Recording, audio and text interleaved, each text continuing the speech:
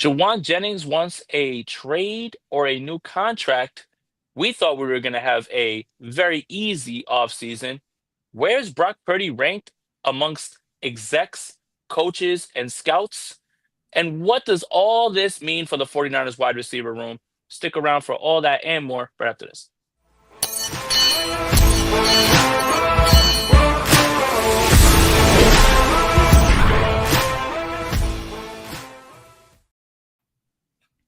I'm Jason Aponte. That's Steph Sanchez. This is the Bully Ball Podcast on the Gold Standard Podcast Network, the only podcast that hasn't requested a trade the entire time that they've been under contract.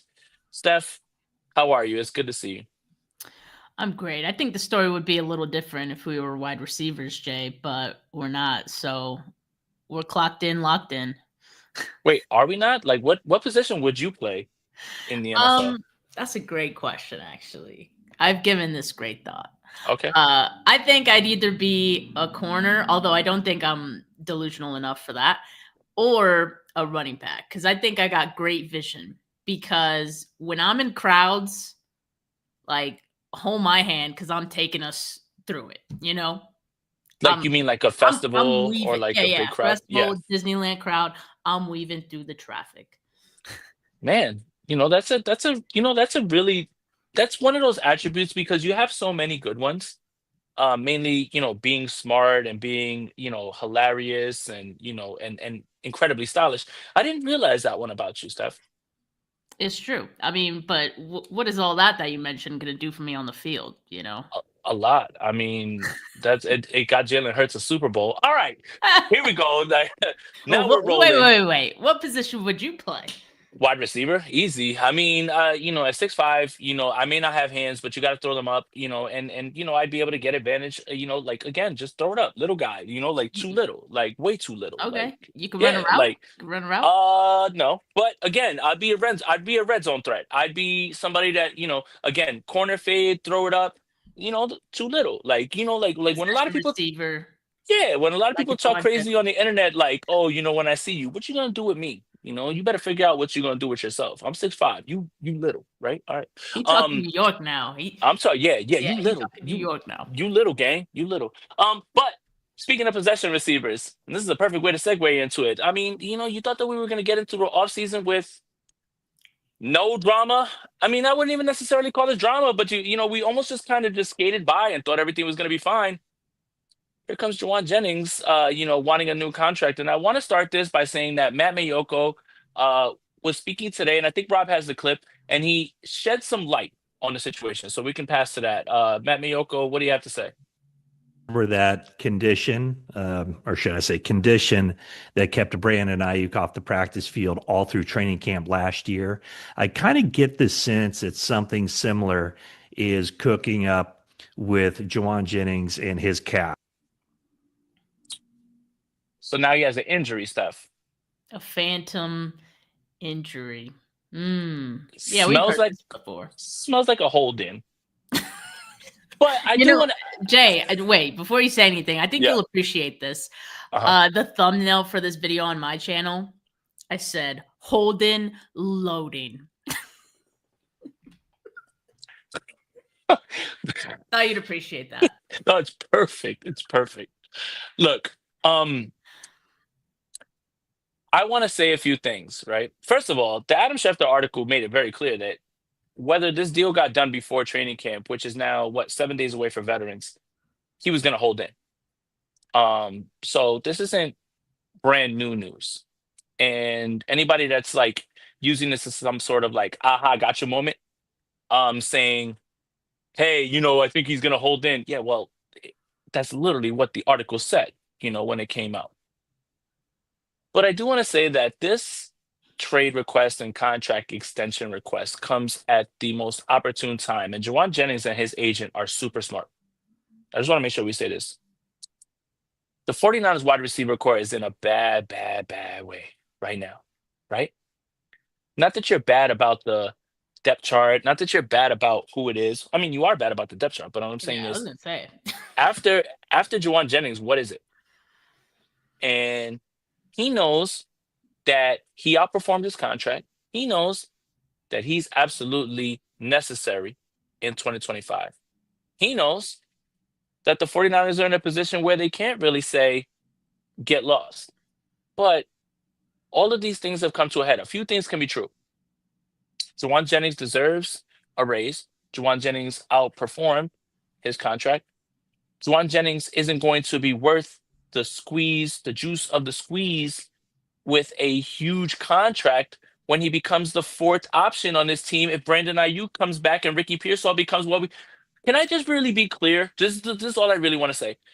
If Brandon Ayuk and Ricky Pearsall are still behind Jauan Jennings in a year or two, and he's still here, we have a very big problem. We have a much bigger problem than anybody wants to admit. Jauan Jennings is a fine player. Jauan Jennings is a role player who stepped into a big role and actually did very well.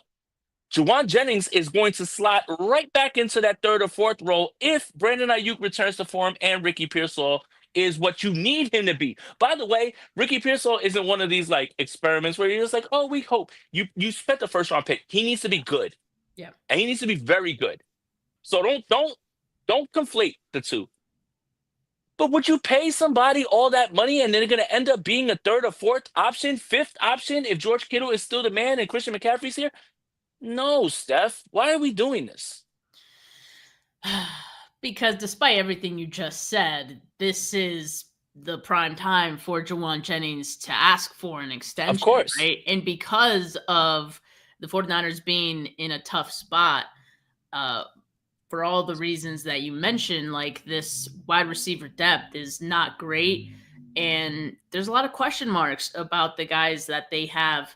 And there's a lot of hope that they're putting into the guys that they have. So I think with all that, it's the greatest opportunity there is. I think the 49ers would want to punt this decision to the end of the season, in which case they would have more information about the other guys that they have to then say, hey, like we actually feel comfortable moving on from Jauan Jennings, which I think was always the plan, by the way, Jay. Like you don't just draft 3-4 receivers in like the last 2 years and bring them in to continue dishing out money to a wide receiver 3 who has outperformed that. I think you know, like that can't be debated, but you know, I think the plan for the 49ers was always to give them the extension he's currently on and then move on with your new younger core, which also includes Brandon Ayuk, who they spent a lot of money on as well. They let Debo walk. That was phase 1. And then phase 2, I think, was moving on from Jauan Jennings. But that's why we're saying, like, the timing of this, exquisite for Jauan Jennings and his side, because I think the 49ers are going to feel like they need to make this happen. And I can't blame them, because if you look at all the question marks, Brandon Ayuk, yes, I understand what Matt Mayoko has said about him. You know, it seems like his recovery is going really well, and the 49ers are surprised by his progress. I don't know if he's ready by week 1. Matt Mayoko himself, even after saying all that, said he thinks week 6 is probably like a good spot for him to come back. That's a good chunk of your season right there. Then Ricky Pearsall, we feel really great about Ricky Pearsall. First round pick, absolutely needs to get all of the opportunities to kind of take on that wide receiver 1 role in this offense. But you still have a pretty small sample size of what Ricky Pearsall is. So like, is what he gave you last year enough to make a decision on Jauan Jennings? No, I don't think so. At least like it's very promising. I feel really great about it, but you got to be able to see more to know for sure. Then DeMarcus Robinson probably facing a 3-game suspension at some point, you know, this season, right? We don't know when that's going to happen, but it's all but certain that he will be suspended at some point. And then you got Jacob Cowing, you know, who he has virtually no experience, right? Like you can't bank on anything with him quite yet. It's been my cat wants to get out of the room. Dante Pettis is in the room. I got what? Not the Dante Pettis reference. That was a good one. Come on. That was a good one. While we're talking about wide receivers too, that was a deep cut. But but Jacob Cowing, like you, again, promising offseason, but you can't make a decision on Jauan Jennings based on that. So like 49ers are in a spot where I think they are going to have to make something happen and extend Jauan Jennings. I don't think there's going to be anyone from this fan base upset if they make that happen. I just hope and I assume that the 49ers will find any way to make it team friendly and work for them, structure it in a way that doesn't, risk their long-term plans in any way. And it sounds like the cat agrees. Now, here's my problem with this is I think now if I'm the agent and I'm Jauan Jennings, am I not here anymore? No? Oh, is it just me? Is it just me? I just needed to let my cat out. My bad, my bad. I got scared. So, here's the thing. The agent and Jauan Jennings are absolutely smart because they understand the leverage that they have. They understand the importance and they understand what they've done to outperform the contract, right? But isn't the best course of action for Jauan Jennings and his future earnings to be that they rework this contract, move around his I guess his amplifiers, right? He has the 50% snap share and the catches amplifier, right? Just move those to guarantees, give him a little bit more money, and still leave it that he can hit the market next year. So if you think that what you did last year is, you can duplicate that and you can get to 1,000 yards, isn't the bigger bag waiting for you once you get to unrestricted free agency, which would be next year? Which, by the way, no matter what Jauan Jennings does, is going to carry an 8.1 million dead cap hit for the San Francisco 49ers. I'm just saying, if I'm Jauan Jennings and I'm the agent, let's put some pressure on them. Let's get this money this year. Let me go ball out and let me go hit the market next year. And the only thing that I would say why the 49ers would be inclined to do that is because what is this idea about getting younger and cheaper, and then all of a sudden you want to give a bag to a third or fourth or fifth option if God willing everybody is healthy? Like none of this lines up like at all for the 49ers plans. And if I'm Jauan Jennings, I want to hoop one more time to show everybody I can and then get out there.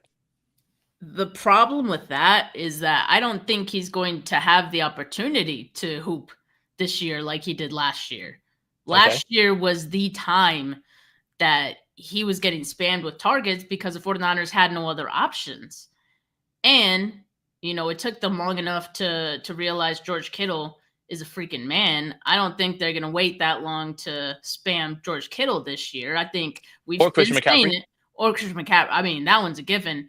And for the audio listeners, we're looking at Jauan Jennings' stats, 2024, 15 games played, 77 catches, 975 yards, 6 touchdowns, great production. I just don't see the opportunities, the targets being there for him at the same volume that he had in 2024. I think it'll be slightly less. So that could potentially hurt his chances of getting the bag that he thinks he could get right now. Here's the other problem. Brandon Ayuk's going to be out till week 5, 6. I don't think it's natural to expect that he's going to come back and just be the second team All-Pro right away. Absolutely not. Yep. Ricky Pearsall has a long list of just hamstring injuries. Let's just be completely upfront. You already mentioned DeMarcus Robinson with the DUI. Jordan Watkins hasn't played a snap. Jacob Cowing hasn't played a snap. This gets really spooky in week 1 if Jauan Jennings isn't here. Jauan Jennings isn't here. Who's the starter, Steph? And I'll let you take your best guess, and you can, and I'll let the comments, say, hey, I'm comfortable with that. You let me know. I mean, I think the fan base is comfortable with Jauan Jennings being, a bigger part of this offense going forward. And, to be fair, I think he's earned more opportunities going forward, but still, I still don't think it's going to be the amount of targets that he got in 2024. I do think there's space for him to, have more opportunities than he did in, like, say 2023, where he barely had like anything going, but he still was able to make an impact in his way. Third and Jauan, clutch time when he needed him. But yeah, I just like I don't know, and that's the tough part with, I think, the 49ers decision that they have to make. It's almost like if you do pay him and give him that extension, then you kind of do have to make him part of the offense, right? You kind Yes. of do have to make him part of the Yes. offense. What are you And what paying does all that that money do? for a fourth? What are you paying all that money for a fourth option for? Wait, hold on. Real quick, What Steph. does that do, Jay? What does that But, do? It takes but, opportunities away from the guys that you drafted, right? but Steph, this is what pisses me off. And I'm about to go off real quick. Cook. People didn't want Brandon Ayuk to get their money because, oh, he didn't get enough targets and we don't use him as a wide receiver. You want to pay a wide receiver now that is going to be your third or fourth wide receiver. If all goes right, and it all needs to go right, Ricky Pearsall needs to be good. Ricky Pearsall needs to be good. You can't just sit there and say that Ricky Pearsall is some sort of one-off. You're taking it. He needs to be good. It's a first-round pick. Mm-hmm. So you didn't want to pay Brandon Ayuk because he wasn't being treated as a wide receiver 1. But you want to pay Jauan Jennings to get targets as a wide receiver 1-2, and he's never going to get those if all goes right when it should go right. None of this makes sense to me at all, Steph. None of it makes sense to me at all. Why was there so much pushback about Brandon Ayuk? And now, oh, you got to pay the man. You got to pay Jauan Jennings. 66 of his catches came in 3 years. He has 75 in 1. I think those are the numbers. What are we even talking about? What are we talking about? I mean, is definitely hypocritical from the 49ers fan base. And get this, Jay, and this is just one person's opinion. Maybe it's a couple more than that, people's opinions. But I saw someone say that Jauan Jennings is a wide receiver 1. No, he's not. No, he's not. No, he's not. No, I he's mean, not. He's better than, I think, a lot of wide receiver 3s in the league. Certainly. Yeah. And he's done a lot with his opportunities, but he's not a wide receiver 1. He's never going to be in this offense. Again, like, as long as everyone is healthy. And so there it is. And also, Jay, remember the whole narrative around Brandon Ayuk last year when all this was going down, and he held in, right? The fan base was like so divided and mostly against, it felt like, Brandon Ayuk. And I just don't get that sense with Jauan Jennings at all. They're different players. They have different personalities. I think that's what it comes down to. But I do think the way that people are treating this is, just a tad bit hypocritical.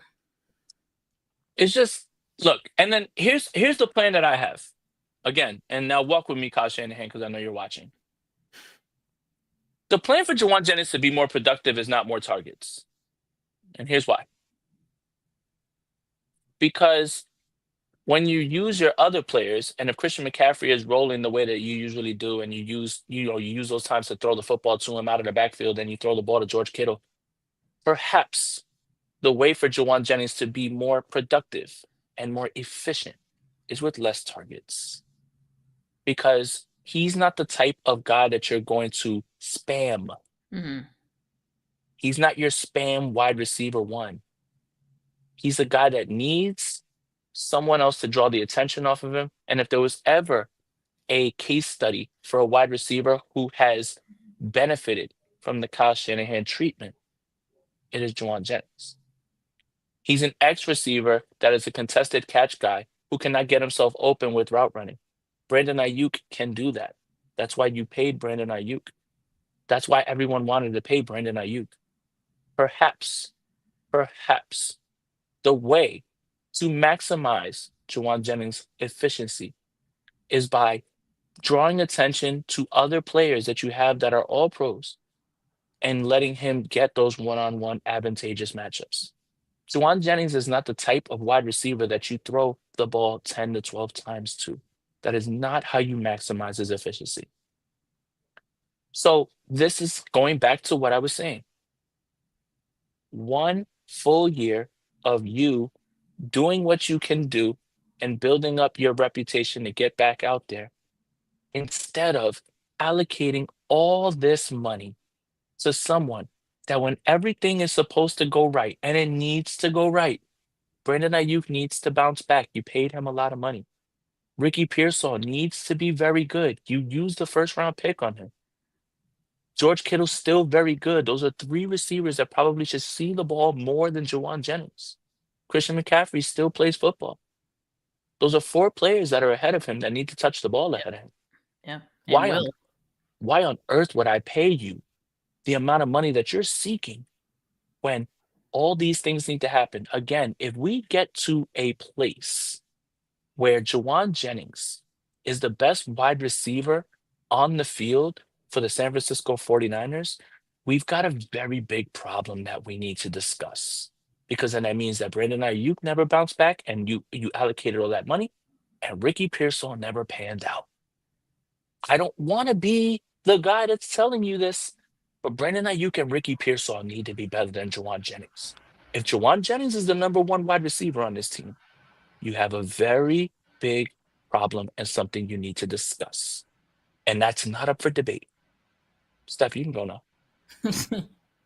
I like how you had that crash out moment and then he was very calm there. It was almost ASMRJ. But, we don't know how much Jauan Jennings wants to get paid with this new contract. That's right? very true. And, that's very true. We know that he's supposed to make $7.5 million in 2025. So we could assume he wants at least a little bit more than that. And also the security of, I would assume, a multi-year deal. 2+ would be my guess.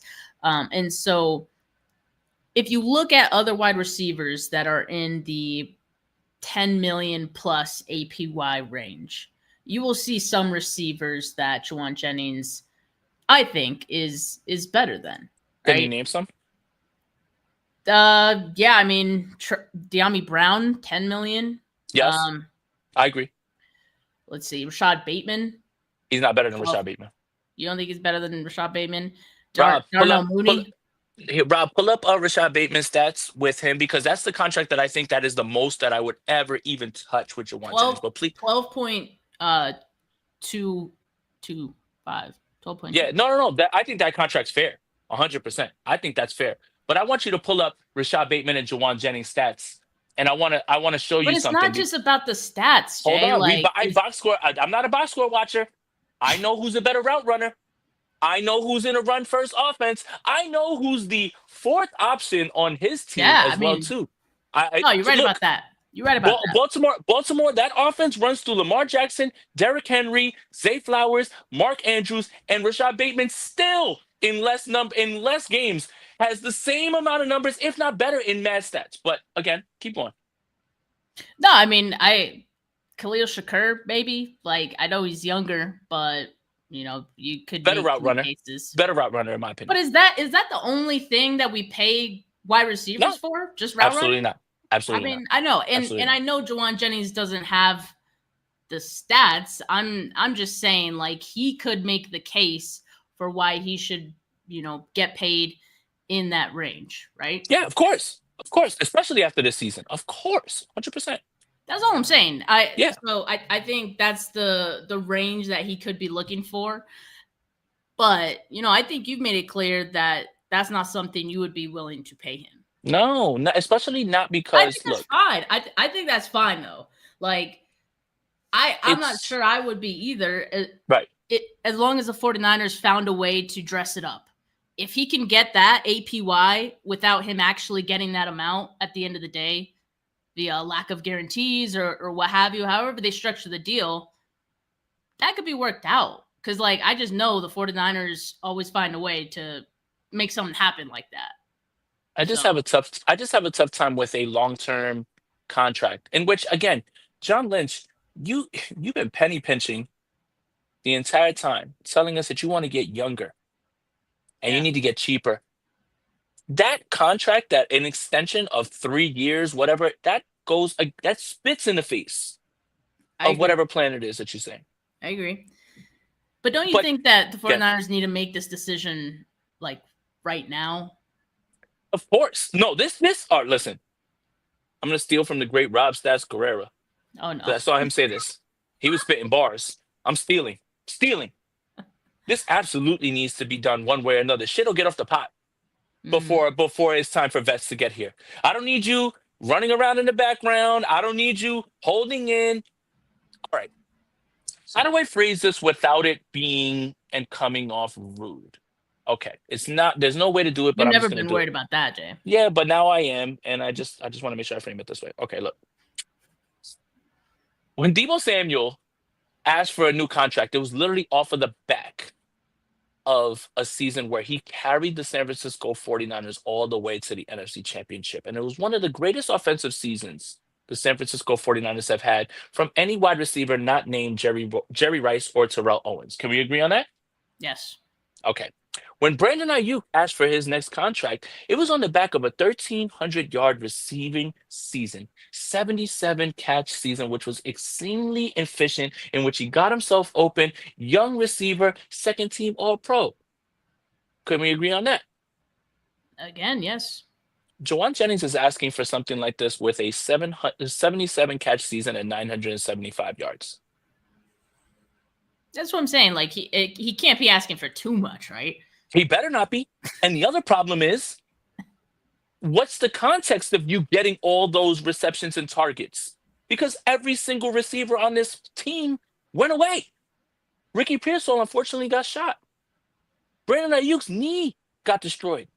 You couldn't rely on anybody else. Not that I'm saying, and I want to make this clear. He's a role player. Role players get expanded roles, and they don't do what Jauan Jennings did with that. So I want to say that. I want to make sure I say that. I want to give him his credit. But the idea that you're like, yo, trade me or give me a contract after a year where you caught 77 catches and you had 975 yards, come on, man. Like, say what you want about the way that Deebo and Brandon Ayuk, went about it. Say what you want about, what you think that they're divas. They were literally off of seasons in which the 49ers went to the NFC Championship because of Deebo Samuel. Remember that? And then Brandon Ayuk was a part of a Super Bowl team. Jauan Jennings helps, but Jauan Jennings is a role player. And you don't pay role players like stars. That's what bad organizations do. So this is what the 49ers need to do.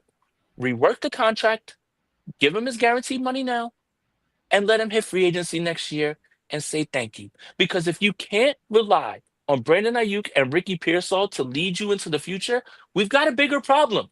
We've got a much bigger problem. So stick to the plan. Is the plan going to be correct? We'll find out. But Jauan Jennings isn't going to lift you out of wide receiver purgatory if Brandon Ayuk and Ricky Pearsall both don't end up being what they need to be for the 49ers stuff. I know you mentioned that, the 49ers have said over and over this offseason they want to get younger, and that's absolutely true.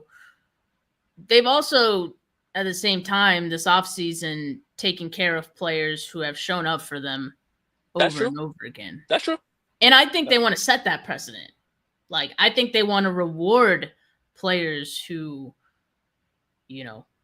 show up and have the 49ers culture that they want everyone else to have. Real quick, though, Steph, real quick. I want you to name the players, and then we'll talk about. I know. No, but I want you to name the players just so we can say that there's a difference between those guys. Oh, absolutely. Because I made the same point yesterday on my show. George Kittle, Fred Warner, top of their positions. Nick Brendel shows up every day. I'm sure he's trying his hardest, but you're not going to take care of him just because he showed up. Shit, this 49ers team might, but in any case.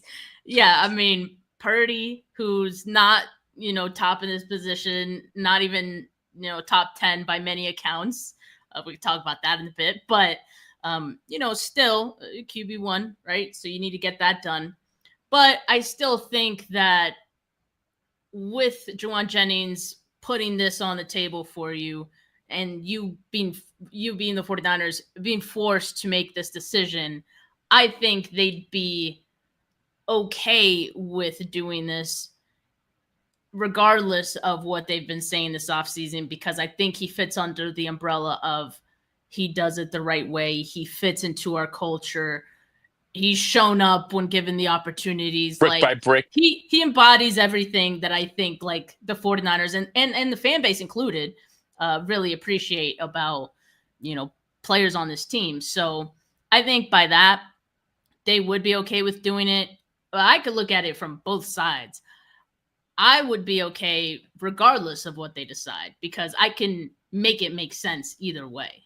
Because if they traded Jauan Jennings because they don't want to get a deal done with him, they don't want to extend him, they don't want to hurt the growth of some of the players that they invested draft capital in, then I'd be fine with that because I'd be like, okay, let's go. Like it's a new young core. Let's see what they have. I'd be excited about that, right? On the same side of that token, or on the other side of it, if they also decided to extend him, and I would assume at this point in time, right? Like we don't know, but I would assume that it would be a team-friendly, short-ish term deal that potentially wouldn't hurt, the growth of some of those players, then I'd be happy with that too. Like I could see both decisions potentially working out for the 49ers. And just based on Adam Schefter saying that, teams have inquired about Jauan Jennings, but the 49ers, aren't interested in trading him. That tells me that they want to see if they can work something out at the very least. So they haven't completely shut the door on Jauan Jennings, being a part of this team beyond this season, which, it, like I said, it could happen. I just hope that they do it smartly, if that's a word. I want him here. I think that his role, his name is third in Jauan. It's not 175 targets in Jauan. Like, I like you in this role. I like you in this role. You're great in this role. And I'm very happy that when you got your chance, you shine because there's plenty of players that do and they don't shine. But you can't pay somebody for what they did in one season when everything that you're telling us is supposed to go to the contrary, where he needs to be a third or fourth option or fifth option, right? Don't you haggled with Brandon Ayuk because you said we don't use you like a wide receiver one. Now, if this comes out like with these numbers and you pay him for fourth or fifth option and you look around and you're paying way more than you're supposed to, none of this makes sense to me. I want Jauan Jennings on this team. I think Jauan Jennings embodies everything that is about this offense, the nasty side, all that stuff. We get it. And like you said, Steph, there's more to wide receivers than route running. 100%. And I guarantee you, Steph, there's 5-6 teams that acquire right now about Jauan Jennings and go ahead and get him and sign him a deal. And I think so. And a few of them are the Pittsburgh Steelers, the Miami Dolphins, again, Mike McDaniel wouldn't want his guy back. And they literally just went through the same exact thing with Jonnu Smith. Jonnu Smith wanted a new contract. They traded him. You know what? Pittsburgh extended it. They gave him a big contract. They gave him a 1-year, $12 million deal. They gave him a raise. The Raiders need a guy. We love Jack Beck. But it's Jacoby Myers, Jack Beck, and just like we're going to figure out what else. No, they can use another guy for Geno Smith. The Patriots. You don't think Mike Vrabel wants to put his arms all the way around a guy like Jauan Jennings that's going to block people into Gatorades? There's plenty of teams that definitely would love to take that on. Yeah. But listen to the places that I'm naming. Pittsburgh, he'd go there. He's a third option. Miami, he'd go there. He's a third option. Las Vegas, he'd go there. He's a third option. Patriots, he'd go there. He's a third option. Listen to all these places that I'm naming that are fits for him. And look at the role that they want for him. None of these guys are lining up to say, yo, listen, we need to get Jauan Jennings 125, 130, 140, 150 targets. It's not realistic. So I get scared that the 49ers look at this season and they are so worried about what they do in this season because they need to bounce back. Things need to go good. Need to get everybody off the hot seat. That they overpay somebody and they just haggled with somebody who is a wide receiver one, who's an X who gets himself open. Mm-hmm. It just doesn't jive with me. None of this jives with me. And I don't understand. I don't get any of it. Well, let me ask you, because I don't think I've heard your thoughts on this yet. Mhm. How much would you be willing to pay Jauan Jennings APY? The Rashad Bateman deal is exactly what he should be looking at. That's exactly right where you need to be. You look at Rashad Bateman, Yeah, I think that's super fair. I think that's insanely fair. You look at Rashad Bateman, who's a superior route runner to Jauan Jennings, who is the fourth or fifth option at times in that Ravens offense, has similar numbers in less games. And that's the one. I think that's the deal where Jauan Jennings and his agent said, you know what? Oh shit, hell no. We're gonna go like we're going right in that office now. Because it did come out that this has been spoken about. It just the agent leaked it to Adam Schefter to start putting pressure on the 49ers. That's all Adam Schefter is. He's just like, when you go to when you go to when you go to him with one of these stories, it's just to help leverage, right? Yeah. Negotiation. Yeah. That's exactly. That Rashad Bateman is a sweet spot. It's the perfect spot. It's the perfect spot. Doesn't matter what I think about the player, because I think Rashad Bateman is a better player than Jauan Jennings. I think Jauan Jennings blocks better than him. But if they featured Rashad Bateman as the number one receiver, I'm fairly sure you'd see a lot of other things. But this is not how the Ravens are. It's a Greg Roman offense. We're going to run with Derrick Henry. We're going to throw to our tight ends. But that's absolutely fair. And I think that's exactly where they should be going. That's the sweet spot. That's the sweet spot right there. Just give him his money now. Yeah. But let him walk next year. And if he doubles up and he does well, then thank you for everything, Jauan Jennings. Go get your bag. We wish you nothing but the best because there are going to be teams that are interested in you. I just am not interested in overpaying someone who is going to be the fourth or fifth option in this offense again.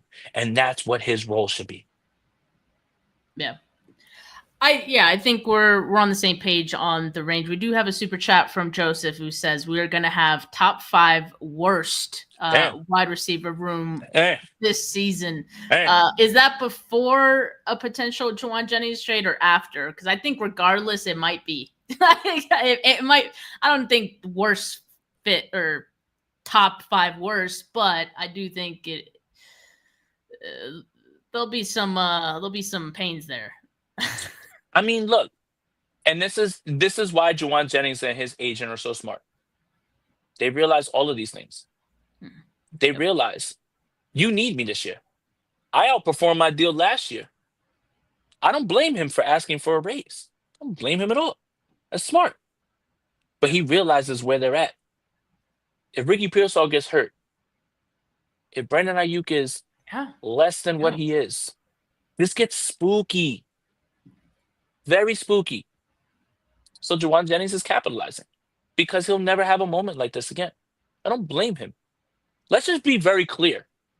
I think what Jauan Jennings and his agent are doing is absolutely genius.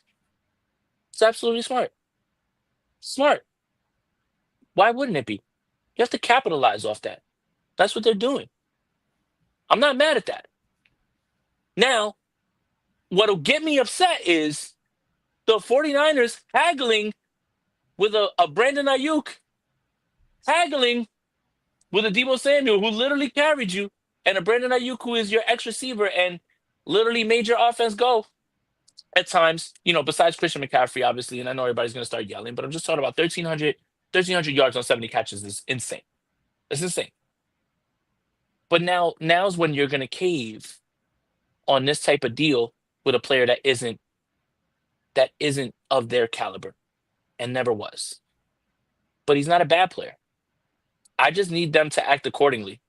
If you're going to play hardball and you're going to tell George Kittle that the first offer was, Black Monday, Bloody Valentine, whatever it was, you're going to haggle with Deebo Samuel, who literally took this entire team on his back to the NFC Championship. It was literally it was him and Jordan Willis with a block punt. Literally that's how the 49ers made the Super Bowl the NFC Championship game that year. And then Brandon Ayuk, who was and I think can still be one of the best route runners in the league. What are you telling everybody now? You're up against the wall, but you were up against the wall against those guys and you wanted to fight tooth and nail. So this is the part that's really going to be interesting to me is like, what are you going to do here? Because you've shown a way of conducting yourself with other players Hmm. And now you're gonna fold for Jauan Jennings? I don't know, man. Doesn't make sense to me. But again, we don't know what Jauan We Jennings don't know. We don't know. wants. We don't We know don't know. what We don't know. 49ers asking price is, or what price they're willing to pay for him right now is. I don't know. Sometimes these things Man, take time. I was just looking And at the time, 40 minutes. All right, keep going. and maybe Jay, like, do you think the part of extension or the trade me part, do you think that's new, or do you think like they've been new about that too? Um, I think all this has been clear.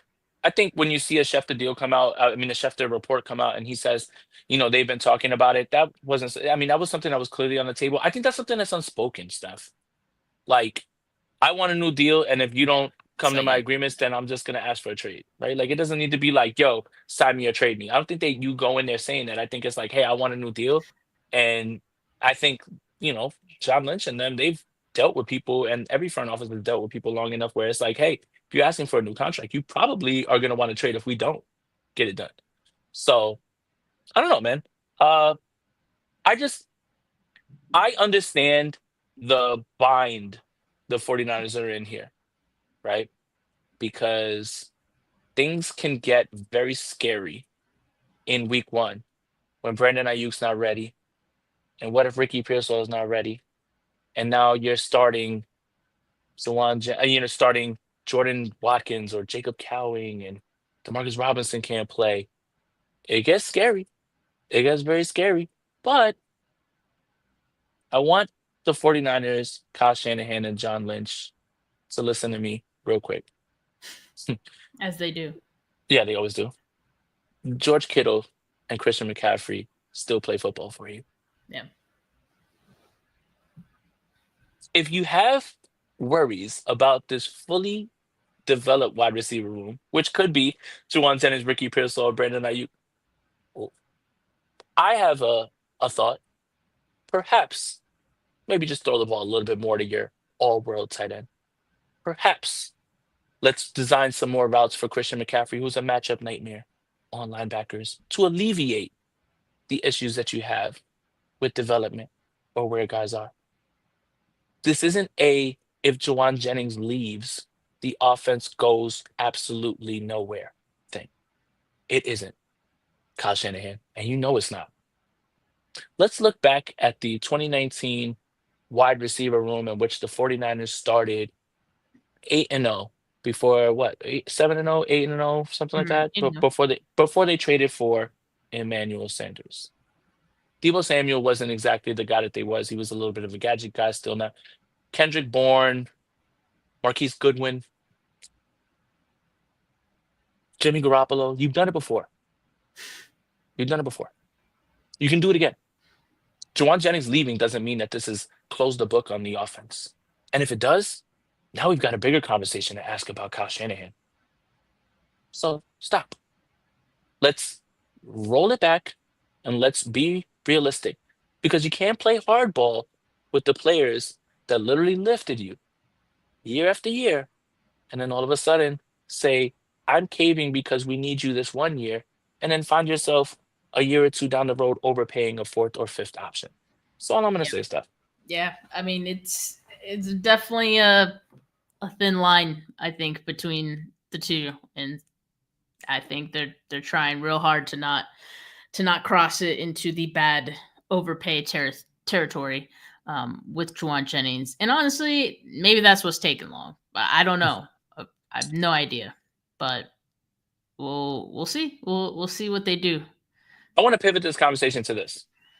Um, let's just say, and I don't think that Jauan Jennings is getting traded, by the way. I don't think that.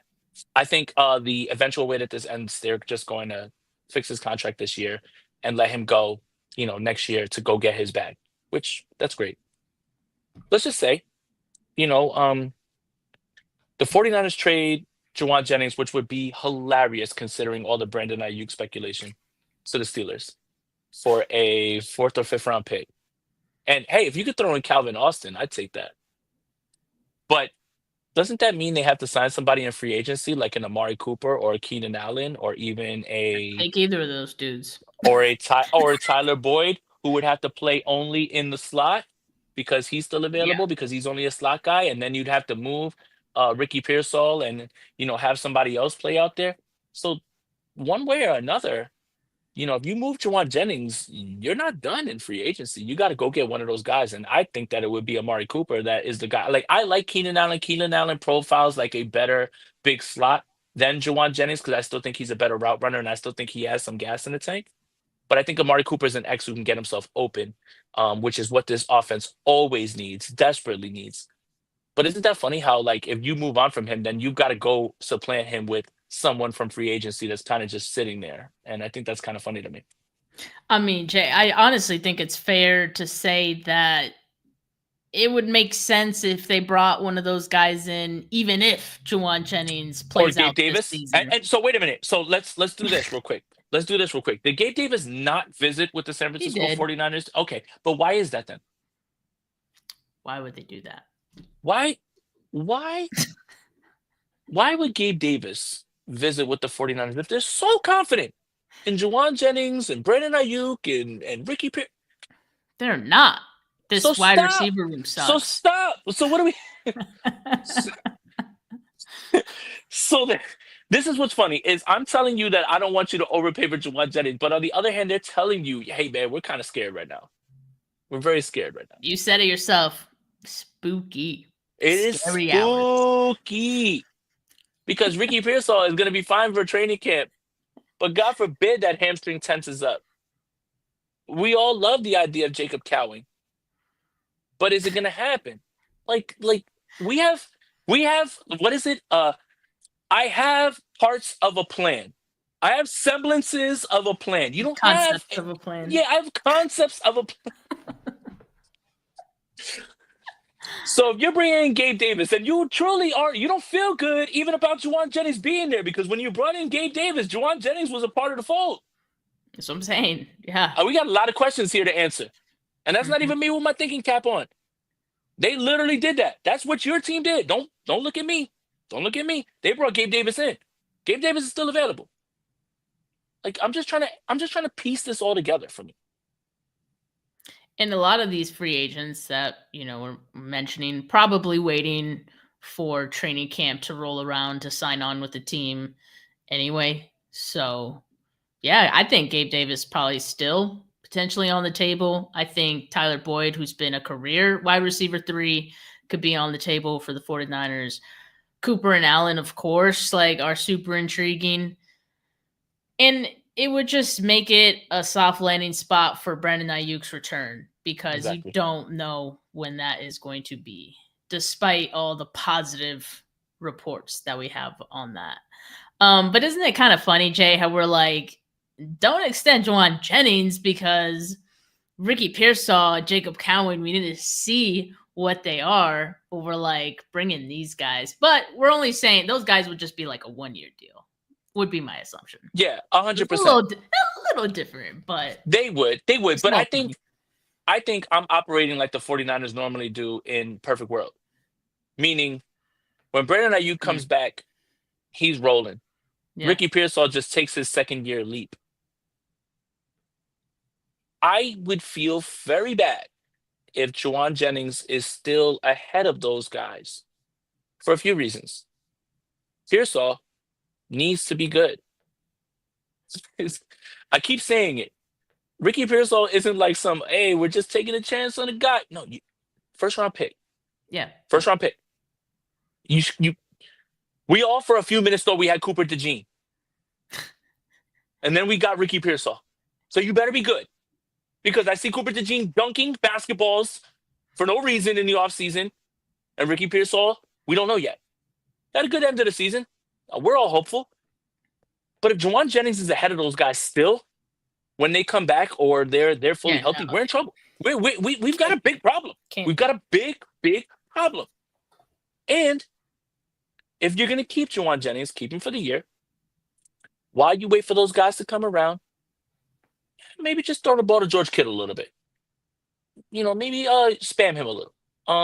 Maybe, use use Christian McCaffrey out of the backfield to catch the football instead of running him into the ground in between the tackles. And maybe you use Isaac Guerrero a little bit, maybe Jordan James. You drafted those guys, right?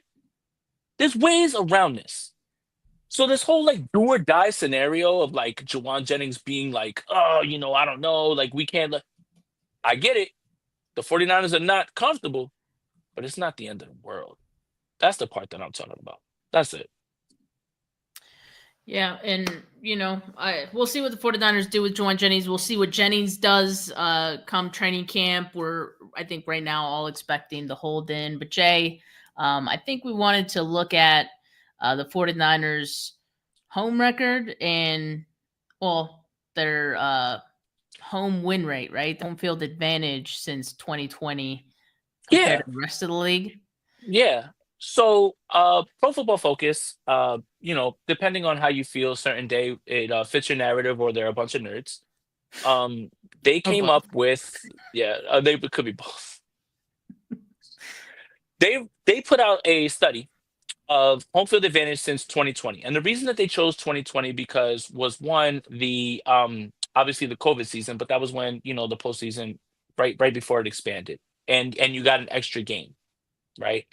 And the 49ers in 2020, we don't have to really talk about it. They didn't even finish the season playing in Santa Clara. That season, it was in Arizona. I believe they ended the season 1-6 at home, if I'm not mistaken. Their other 5 wins were on the road. And then 2021, the 49ers make the NFC Championship. They didn't win a lot of games at home. They went 4-4. So like they improved, but they were still 500. But they went on the road. And then in the postseason, they went to Dallas, they went to Green Bay, and then they lose to the Rams in LA. 2022, the 49ers do very well at home. In fact, 2023, it's even better. And in 2024, whatever, we don't remember last year. If I don't remember it, it never really happened, right? Like, again. I think the point of the article was this, is that in the last 4 years, historically, home teams are losing more regular season games than they ever have. And it's about a 54-55% rate that teams are winning at home in a regular season. However, the San Francisco 49ers are the number 1 offensive graded team at home.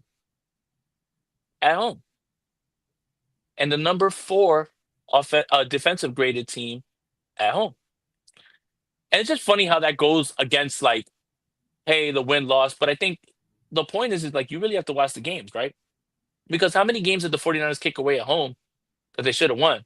That they probably were playing better for 3.75 quarters of that game over.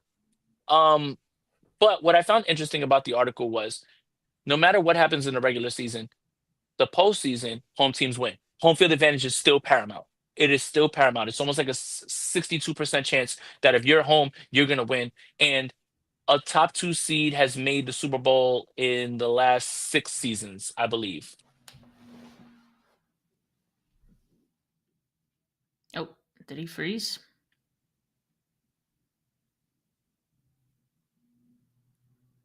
He's frozen on my side. He's definitely frozen. Okay. Great shot, though.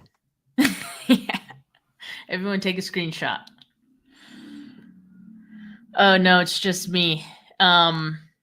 But he does have the article up on Niners Nation. I think like my one takeaway of that article, which I did read, was that, the 49ers have fielded some good teams in that span.